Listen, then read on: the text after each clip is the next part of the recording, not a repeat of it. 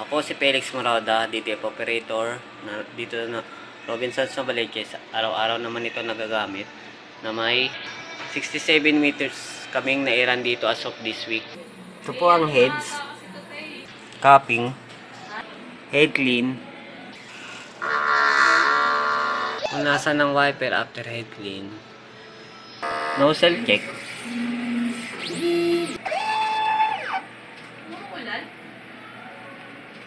ang ink system ay tama lang.